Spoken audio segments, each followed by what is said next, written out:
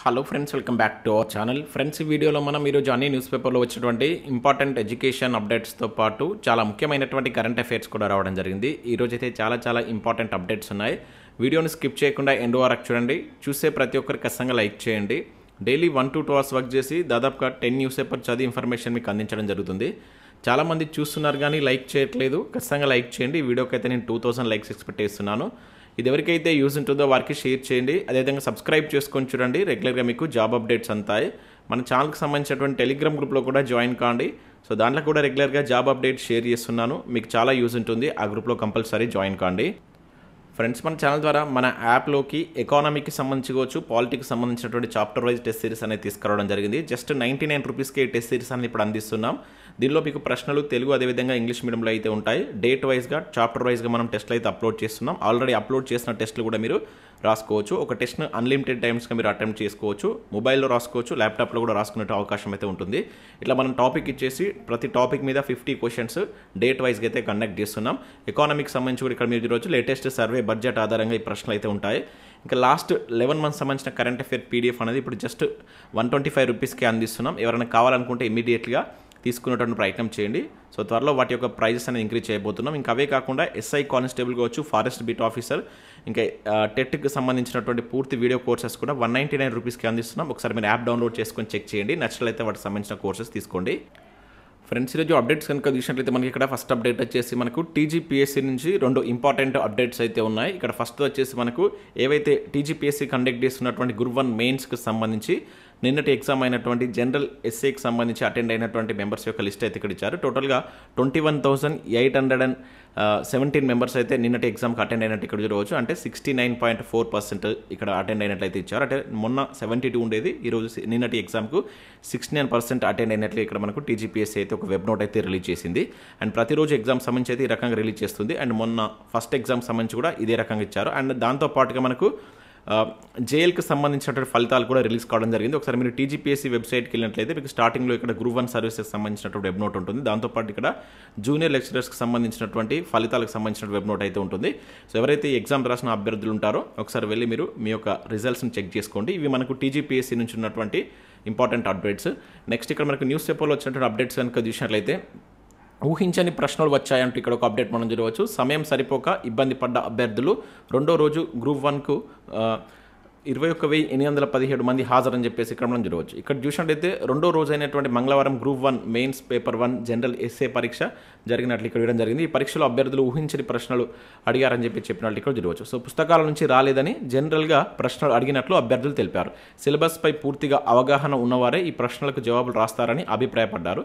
ఆర్థికపరమైనటువంటి ప్రపంచీకరణ, science and technology అంశాలతో కూడినటువంటి వినూత్న ప్రశ్నలు అడగడంతో అభ్యర్థులు కాస్త తడబడినట్లు తెలిసినట్లు ఇక్కడ చూడవచ్చు. సమయం సరిపోలేదని అభ్యర్థులు తెలిపారు. ఒక్కో సెక్షన్లో 3 ప్రశ్నలు ఉంటాయి. అందులో ఏదైనా ఒక ప్రశ్నకు 1000 పదాల్లో సమాధానం రాయాల్సి ఉంటుంది.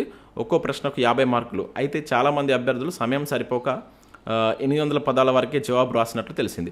1-2 ప్రశ్నల్లో చిన్న అక్షర దోషాలు ఉన్నట్లుగా అభ్యర్థులు తెలిపినట్టు ఇక్కడ మనం నిన్న జరిగినటువంటి గ్రూప్ 1 మెయిన్స్ సంబంధించిన ఎగ్జామ్ సంబంధించి చూడవచ్చు. 69.4% మందే హాజరైనట్లు ఇక్కడ ఇచ్చారు. ఆల్రెడీ మనం స్టార్టింగ్లో దీనికి సంబంధించి చూసాం. ఇక నెక్స్ట్ చూసినట్లయితే జీవో 46 రద్దు ఏమైందంటే ఇక్కడ చూడవచ్చు. నాడు కాంగ్రెస్ ఆందోళన, నేడు పట్టించుకొని హస్తం. పార్టీపై బాధితుల ఆగ్రహం, నేడు గాంధీ భవన్ ముట్టడి అంటే ఇక్కడ చూడవచ్చు. అధికారంలోకి వస్తే జీవో 46ను రద్దు చేస్తాం. ఇది అసెంబ్లీ ఎన్నికల ముందు కాంగ్రెస్ ఇచ్చినటువంటి హామీ. ఇప్పుడు ఆ పార్టీ అధికారంలోకి వచ్చి 10 నెలలు దాటింది. ఆ హామీపై నేటికి ఎలాంటి నిర్ణయం తీసుకోలేకపోయిందంటే ఇక్కడ చూడవచ్చు. దీంతో బాధితులు బగ్గుమంటున్నారు. నాడు జీవో 46 బాధితులను రెచ్చగొట్టి బీఆర్ఎస్ ప్రభుత్వానికి వ్యతిరేకంగా పోరాటాలు ఆందోళన చేయించి ఫోటోలు, ఆందోళనలు, దరఖాస్తులు ఇప్పుడు బయటికి వచ్చాయని చెప్పేసి అంటారంట. వాటికి సంబంధించిన ఫోటోలు అనేవి బయటకు వచ్చాయని చెప్పేసి ఇక్కడ ఇస్తున్నారు. అయితే వాటి ప్రకారం 2023 జూలై 19న ఇందిరా పార్క్లో జరిగే జీవో 46 బాధితుల ధర్నాకు అనుమతి ఇవ్వాలని నాటి TPCC working president Mahesh Kumar Goud ఆధ్వర్యంలో హైదరాబాద్లో సిటీ కమిషనర్ దరఖాస్తు చేసుకున్నారు. ఆ ఆందోళనలో పాల్గొన్నటువంటి పలువురుపై కేసులు నమోదయ్యాయి. అయితే అధికారంలోకి వచ్చాక ఆ కేసులను మాఫీ చేస్తామని చెప్పినటువంటి కాంగ్రెస్ ఇప్పటికీ రద్దు చేయలేదంటే ఇక్కడ చూడవచ్చు. కాంగ్రెస్ మోసపూరిత కుట్రను నిలదీసేందుకు బుధవారం గాంధీ భవన్ ముట్టడిస్తున్నట్లు బాధితులు ఇక్కడ తెలిపినట్లుగా ఇక్కడ మనం జీవో 46 సంబంధించి అయితే చూడవచ్చు. నెక్స్ట్ మనకు మరొక నోటిఫికేషన్ అయితే రిలీజ్ కావడం జరిగింది. యూపీఎస్సీ ఈఎస్సీ 2025 నోటిఫికేషన్ అయితే రిలీజ్ కావడం జరిగింది.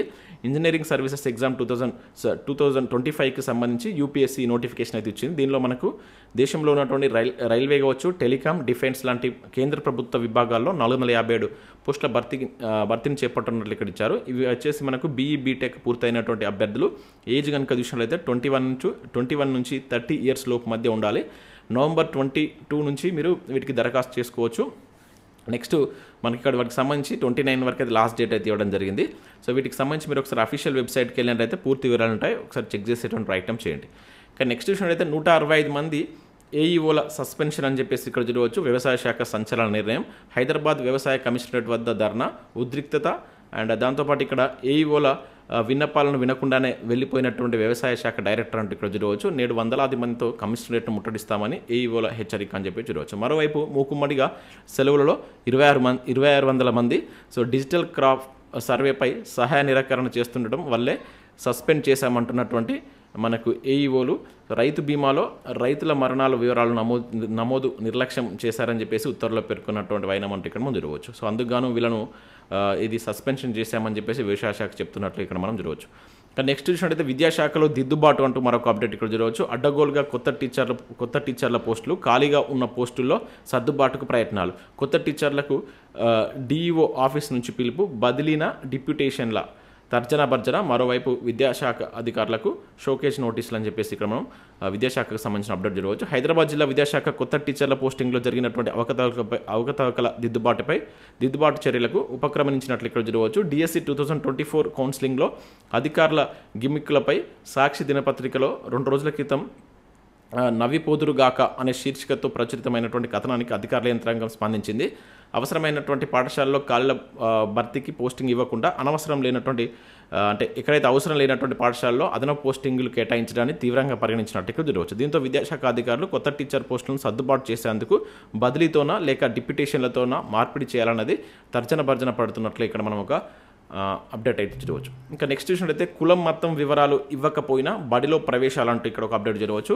అవి తప్పనిసరి కాదని పాఠశాల విద్యాశాఖ పేర్కొంది. సంబంధిత కాలంలో నో రిలీజియన్ నో క్యాస్ట్ అని రాయొచ్చు. హైకోర్టు ఇక్కడ జరిపినట్టు చూడవచ్చు. ఇక్కడ చూసినట్టు మనకు పాఠశాల ప్రవేశాలు కావచ్చు, ట్రాన్స్ఫర్ సర్టిఫికేట్, టీసీ కావచ్చు, సెకండరీ స్కూల్ సర్టిఫికేట్, ఇంకా అవే కాకుండా ఎస్ఎస్సి ఆన్లైన్ ఎగ్జామినేషన్ ఫారాలు, ఇతర ప్రభుత్వ దరఖాస్తులో కులం మతం వివరాలు అడిగిన చోట నో రిలీజియన్ నో క్యాస్ట్ అని రాయవచ్చు అని చెప్పేసి మనకు కులం మతం వివరాలు ఇవ్వకపోయినంత మాత్రాన స్కూల్ అడ్మిషన్ తిరస్కరణకు గురి కాబోదని హైకోర్టు స్పష్టం చేసినట్టు ఇక్కడ చూడవచ్చు. నో రిలీజియన్ నో కాస్ట్ అని మనం రాయవచ్చని పాఠశాల విద్యాశాఖ కూడా పేర్కొన్నట్టు ఈ నేపథ్యంలో ప్రత్యేకంగా ఎలాంటి ఆదేశాలు ఇవ్వాల్సినటువంటి అవసరం లేదని కూడా తెలిపినట్లు ఇక్కడ చూడవచ్చు. జనన మరణాల పాఠశాల అడ్మిషన్లు కావచ్చు, ఇంకా తదితర ప్రభుత్వ శాఖలకు సంబంధించిన దరఖాస్తుల్లో నో రిలీజియన్ నో కాస్ట్ అనేటువంటి కాలం ఉండేలా ఆదేశాలు ఇవ్వాలని కోరుతూ జర్నలిస్ట్ డివి రామకృష్ణ, ప్రభుత్వ ఉద్యోగి మనకు ఇతను 2017లో హైకోర్టులో ప్రజా ప్రయోజనాల వాచ్యం దాఖలు చేసినట్లుగా ఇక్కడ చూడవచ్చు. దానికి సంబంధించి హైకోర్టు ఇక్కడ తీర్పు ఇచ్చినట్లు ఒక అప్డేట్ అయితే మనం చూడవచ్చు. సో ఈ పిల్ అనేటువంటిది మనకు పాలిటీలో చదువుతాం కదా. సో దీనికి సంబంధించిన ఇన్ఫర్మేషన్ కింద మీరు కామెంట్ చేసేటువంటి ప్రయత్నం చేయండి. దీన్ని ఎక్కువగా ప్రచురణలోకి తీసుకొచ్చినటువంటి సుప్రీంకోర్టు ప్రధాన న్యాయమూర్తి ఎవరు అనేది కింద మీరు కామెంట్ చేయండి. ఇక నెక్స్ట్ విషయం అయితే రేపు వికారాబాద్లో జాబ్ మేళా అంటూ చూడవచ్చు. సో ఇక్కడ చూసినట్టు మనకు G4S సెక్యూరిటీ ప్రైవేట్ కంపెనీలో ఉద్యోగాల కోసం మనకు ఐటీఐ క్యాంపస్ ఆవరణలో గురువారం జాబ్ మేళా నిర్వహిస్తున్నట్లు జిల్లా ఉపాధి కల్పన అధికారి షేక్ అబ్దుస్ సుబాన్ అనేటువంటి వ్యక్తి ఇక్కడ ఒక ప్రకటన తెలిపినట్టు చూడవచ్చు. ఎవరైనా ఇంట్రెస్ట్ ఉన్న అభ్యర్థులు ఉంటే, ఈ జిల్లాకు సంబంధించిన అభ్యర్థులు ఉంటే ఇక్కడ ఉన్నటువంటి ఫోన్ నెంబర్ కాల్ చేసి పూర్తి వివరాలు తెలుసుకొని మీరు అటెండ్ అయ్యేటువంటి ప్రయత్నం చేయండి. ఇక నెక్స్ట్ ఇక్కడ చూసినట్టు మనకి ఈరోజు మనకు నమస్తే తెలంగాణలో నేను రాసినటువంటి తెలంగాణ ఉద్యమ చరిత్రకు సంబంధించిన ఆర్టికల్ అయితే రావడం జరిగింది. సో ఇక్కడ మీకు ప్రతి క్వశ్చన్కు వివరణ కూడా ఉంటుంది. అక్కడ మీరు ఆ క్వశ్చన్కి ఆన్సర్ చేసి వివరణ కూడా చూసుకోవచ్చు. చాలా నీట్గా క్వశ్చన్స్ అయితే ఇవ్వడం జరిగింది. ఒకసారి మీరు నమస్తే తెలంగాణ పేపర్ని డౌన్లోడ్ చేసుకొని చూడండి, లేదంటే మన టెలిగ్రామ్లో జాయిన్ కాండి, అక్కడి నుంచి కూడా మీరు దీన్ని పొందవచ్చు. ఇక దాంతోపాటు ఇక్కడ ఈనాడు ప్రతిభకు సంబంధించి కనుక చూసినట్లయితే మనకు కొన్ని ఇక్కడ ప్రాక్టీస్ ప్రశ్నలు అయితే ఇవ్వడం జరిగింది. ముఖ్యంగా ఇది ఆర్థమెటిక్స్ సంబంధించినటువంటి అంశాలపై అండ్ దాంతోపాటు జాగ్రఫీకి సంబంధించిన ప్రాక్టీస్ ప్రశ్నలు కూడా ఇవ్వడం జరిగింది. సో ఇవి మనకు వివిధ న్యూస్ పేపర్లో వచ్చినటువంటి important education updates. Next current affairs చూద్దాం. చాలా ముఖ్యమైనటువంటి కరెంట్ అఫైర్స్ ఉన్నాయి. స్కిప్ చేయకుండా చూడండి, ఖచ్చితంగా లైక్ చేయండి. నేను చెప్తున్నా కూడా చాలా తక్కువ మంది వీడియోని అయితే లైక్ చేస్తున్నారు. సో ప్రతిరోజు మీకు నేను ఒకటే పేపర్లో అంటే ఒకటే వీడియోలో ఎడ్యుకేషన్ అప్డేట్స్ అదేవిధంగా కరెంట్ అఫైర్స్ రెండు కలిపి అయితే అందించడం జరుగుతుంది. మీ నుంచి సపోర్ట్ ఉండాలి. ప్రతి ఒక్కరు లైక్ చేసి మీ మిత్రులకు షేర్ చేయండి. సో ఇక్కడ మనం ఫస్ట్ కరెంట్ అఫేర్ కనుక చూసినట్లయితే భారత్కు పెద్ద దెబ్బ అని చెప్పేసి ఇక్కడ ఒక అప్డేట్ మనం చూడవచ్చు. హాకీ, రెజ్లింగ్, బ్యాడ్మింటన్ సహా 9 క్రీడాంశాలు తొలగింపు. గ్లాస్గో కామన్వెల్త్ గేమ్స్ నిర్వాహకుల నిర్ణయం, ఆందోళనలో భారత క్రీడాకారులు అంటే ఇక్కడ చూడవచ్చు. ఆడించేటువంటి ఇక్కడ 10 క్రీడలు అయితే ఇవ్వడం జరిగింది.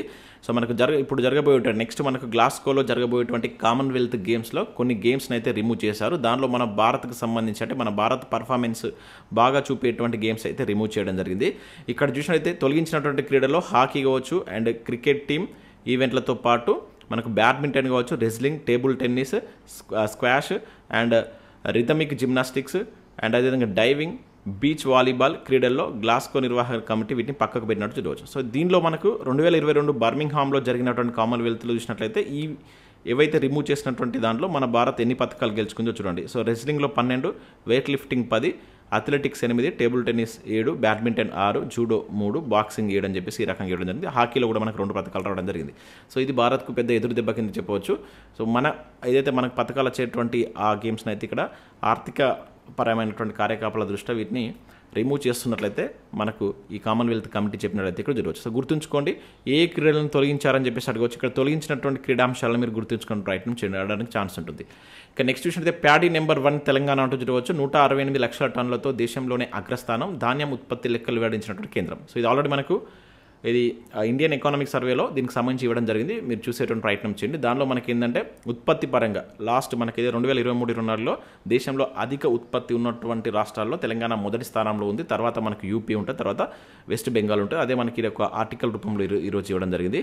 సో ఫస్ట్ తెలంగాణ ఉంది కనుక గుర్తుంచుకొని తర్వాత ఈ 2 స్టేట్లను కూడా మీరు గుర్తుంచుకునే ప్రయత్నం చేయండి. అదేవిధంగా మనకు కాటన్ ఉత్పత్తిలో కూడా తెలంగాణ ఏ పొజిషన్లో ఉందనేది కూడా మనకు సర్వేలో మెన్షన్ చేశారు. ఎవరైనా చదివి ఉంటే కింద మీరు కామెంట్ చేసే ప్రయత్నం చేయండి. కాటన్లో కూడా మనది బెస్ట్ పొజిషన్లో ఉంటుంది తెలంగాణ. ఉత్పత్తి పరంగా చెప్తున్నాను, ఏ పొజిషన్లో ఉంది, ఫస్ట్, సెకండ్, థర్డ్లో ఉందా లేదంటే ఫస్ట్, సెకండ్, థర్డ్లో ఏ రాష్ట్రాలు ఉన్నాయని మీరు కింద కామెంట్ చేసేటువంటి ప్రయత్నం చేయండి. ఇక నెక్స్ట్ చూసినట్లయితే ఉపాధి హామీ పనుల్లో తెలంగాణ టాప్ అంటూ చూడవచ్చు. సో గ్రామీణ ప్రాంతాల్లో కూలీలకు ఉపాధి హామీ పథకం ద్వారా పనులు కల్పించడంలో తెలంగాణ ఇక్కడ టాప్గా నిలిచినట్టు చూడవచ్చు. ఈ ఆర్థిక సంవత్సరం ఏప్రిల్ నుంచి సెప్టెంబర్ వరకు చేపట్టినటువంటి ఉపాధి హామీ పథకాల్లో పనుల్లో జాతీయ స్థాయి సగటు కంటే మన రాష్ట్రంలో లక్ష్యానికి మించి పని దినాలు కల్పించారంట. సో ఇక్కడ దానికి సంబంధించి ఒక సర్వే నివేదిక అయితే రావడం జరిగింది. జాతీయ స్థాయిలో మనకు 16.2% సగటుగా ఉంటే మన దగ్గర 27.1% పెరుగుదలతో దాదాపుగా 10.35 కోట్ల పని దినాలు నమోదు చేసిందంట. తెలంగాణ ఫస్ట్ ప్లేస్లో ఉంది. సో ఎప్పటి నుంచి ఆర్థిక సంవత్సరం ఏప్రిల్ నుంచి సెప్టెంబర్ వరకు మన క్వశ్చన్ ఇస్తే ఇది మెన్షన్ చేస్తాడు, అది గుర్తుంచుకోండి. సో మనకి ఇది ఉపాధి హామీ పథకాన్ని ఎప్పుడు ప్రారంభించారు, ఎక్కడి నుంచి ప్రారంభించారు అనేది కింద కామెంట్ చేయండి. ఇక నెక్స్ట్ చూసినట్లయితే అప్పుడు బ్రజ్భూషణ్ అలా అంటూ ఇక్కడ చూడవచ్చు. లైంగిక వేధింపులపై ఆత్మకథలు వివరించినటువంటి సాక్షి. ఇక్కడ మనం చూసినట్లయితే భారత రెజ్లింగ్ సమాఖ్య అధ్యక్షుడిగా ఉన్నప్పుడు బ్రిజ్భూషణ్ శరణ్ సింగ్ తనను లైంగికంగా వేధించాడని రియో ఒలింపిక్స్ పతాక విజేత సాక్షి మాలిక్ ఇక్కడ ఆరోపించినట్టు రోజు 2012 కజకిస్తాన్లో జరిగినటువంటి ఆసియా జూనియర్ ఛాంపియన్షిప్ సందర్భంగా ఈ ఘటన చోటు చేసుకుందంట. తన ఆత్మకథ అయినటువంటి విట్నెస్ పుస్తకంలో సాక్షి పేర్కొన్నట్టు ఇక్కడ జరగవచ్చు. సో ఇక్కడ గుర్తుంచుకోవాల్సిన అంశం ఏంటంటే ఇటీవల వార్తల్లో ఉన్నటువంటి విట్నెస్ అనేటువంటి పుస్తకం ఎవరి యొక్క ఆత్మకథ అని చెప్పేసి అంటాడు. ఓకేనా, సాక్షి మాలిక్ యొక్క ఆత్మకథ అని చెప్పేసి గుర్తుంచుకోండి, మోస్ట్ ఇంపార్టెంట్. ఎందుకంటే ఇది చాలా వార్తల్లో ఉన్నటువంటి అంశం. ఆ మధ్య మనకి ఇది ఏదైతే ఈ బ్రిజ్భూషణ్కి సంబంధించినటువంటి ఆరోపణలకు సంబంధించి చాలా వార్తల్లో ఉన్నటువంటి అంశం కనుక సో దీనిపైన బిట్ పడడానికి ఎక్కువ ఛాన్స్ ఉంటుంది. అదేవిధంగా రీసెంట్గా మనకు ఈ బిష్నోయ్ తెగకు సంబంధించి కూడా ఎక్కువ వార్తల్లో ఉంటుంది. ఆ అంశాన్ని కూడా మీరు ఒకసారి చదవండి. అది ముఖ్యంగా మనకు సొసైటీ పరంగా బిట్ అవ్వడానికి ఛాన్స్ ఉంటుంది. అది రాజస్థాన్లో ఉన్నటువంటి ఒక తెగ. సో దానికి సంబంధించి మీరు కంప్లీట్గా ఒకసారి చూసేటువంటి ప్రయత్నం చేయండి. ఈరోజు మనకు ఇది వెలుగు సక్సెస్లో ఒక ఆర్టికల్ వచ్చినట్టుంది. నేను వీరైతే మన టెలిగ్రామ్లో షేర్ చేస్తాను, దానికి సంబంధించిన కంప్లీట్ ఇన్ఫర్మేషన్ తోటి ఒకసారి చూసేటువంటి ప్రయత్నం చేయండి. ఇక నెక్స్ట్ చూసినట్లయితే ఇక్కడ మనకు శాంతి స్థాపనకు సహకారం అంటూ చూడవచ్చు. రష్యా ఉక్రెయిన్ యుద్ధం ముగింపుపై మోదీ అంటే ఇక్కడ చూడవచ్చు. సో పుతిన్తో భేటీలో వెల్లడించినటువంటి ప్రధాని నేడు జిన్పింగ్తో సమావేశం, బ్రిక్స్ సదస్సు ప్రారంభం. సో మనకు 16వ బ్రిక్స్ సదస్సు అనేటువంటిది రష్యా వేదికగా జరుగుతుంది. నిన్న అది ప్రారంభం కావడం జరిగింది. దానికి సంబంధించి చూడవచ్చు. సో బ్రిక్స్కి సంబంధించినటువంటి కంప్లీట్ డీటెయిల్ చూడండి. రీసెంట్గా మనకు బ్రిక్స్లో 4 దేశాలు చేరాయి. అవేంటి అనేది కూడా మనం నిన్న చూస్తాం. సో మీకు గుర్తున్నట్లయితే కింద కామెంట్ చేసేటువంటి ప్రయత్నం చేయండి. మోస్ట్ ఇంపార్టెంట్ బిట్ ఇది. ఇక్కడ నుంచి మనం ఈసారి రాబోయేటువంటి గ్రూప్ 2, గ్రూప్ 3 లాంటి ఎగ్జామ్లో క్వశ్చన్ అయితే ఎక్స్పెక్ట్ చేయవచ్చు కనుక జాగ్రత్తగా చూసేటువంటి ప్రయత్నం చేయండి. సో ఇవి మనకు విద్యా న్యూస్ పేపర్లో వచ్చినటువంటి ఇంపార్టెంట్ ఎడ్యుకేషన్ అప్డేట్స్, విధంగా కరెంట్ అఫైర్స్. వీడియో చూసిన ప్రతి ఒక్కరు కంపల్సరీ లైక్ చేయండి, మన యాప్ను డౌన్లోడ్ చేసుకోండి. చాలా తక్కువ ప్రైస్కే ఎకానమీకి సంబంధించినటువంటి టెస్ట్ సిరీస్ 99K అందిస్తున్నాం. చాలామంది రాసినటువంటి అభ్యర్థులు చాలా ఎక్సలెంట్గా క్వశ్చన్స్ ఉన్నాయని చెప్పి చెప్తున్నారు. అతి తక్కువ ప్రైస్లో మనం 99కి, జనరల్గా మీరు ఇక్కడ ఏ ఇన్స్టిట్యూషన్లో చూసినా కూడా 500, 600 ఉండేటువంటి ఎకానమీ టెస్ట్ సిరీస్ మనం 99 రూపీస్కే విత్ క్వాలిటీ క్వశ్చన్స్ తోటి and latest survey and budget అంశాలు అండ్ విత్ వాటి యొక్క ఎక్స్ప్లెనేషన్ తోటి అందిస్తున్నాం. మీరు ఒకసారి అక్కడ శాంపిల్ టెస్ట్ ఉంటుంది, చూసిన తర్వాత మీకు నచ్చితేనే వాటికి సంబంధించిన కోర్స్ అయితే తీసుకోండి. Thanks for watching. Thank you.